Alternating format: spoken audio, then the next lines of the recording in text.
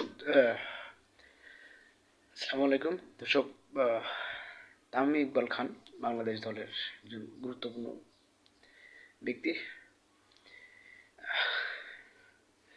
আমাদের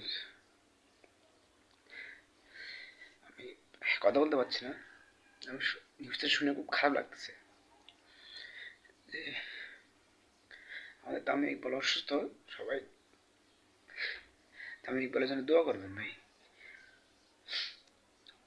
আমার খুব পছন্দের একজন ক্রিকেটার তামিম ইকবাল অসুস্থ হাসপাতালে সাভারের বিকেএসপিতে শাহিনপুকুরের ম্যাচ খেলতে যেয়ে তিনি গুরুতর অসুস্থ হয়ে পড়ে। তাকে সাভার স্থানীয় হাসপাতালে নিয়ে যাওয়া হয়। সেখানে তিনি লাইফ সাপোর্টে আছেন। প্লিজ বাংলাদেশের সকল মানুষ তামিম ইকবালের জন্য দোয়া করবেন। তামিম ইকবালের জন্য দ্রুত সুস্থ আবার মাঠে ফিরতে পারে।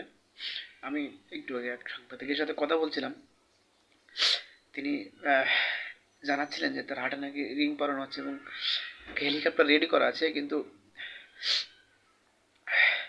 মানে হেলিকপ্টার করে তিনি আনার অবস্থায় তামিম ইকবাল খান নাই। সবাই লাইফ সাপোর্টে আছে। লাইফ সাপোর্টে তো বুঝেন, তামিম ইকবাল খানের জন্য সবাই দোয়া করবেন। আমি মাত্র নিউজটা শুনে খুবই খারাপ লাগলো।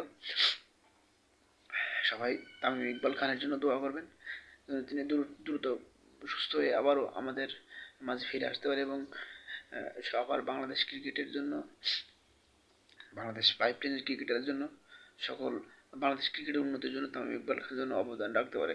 অবশ্যই সবাই দেশবাসী তামিম ইকবালের জন্য দোয়া করবেন। ধন্যবাদ।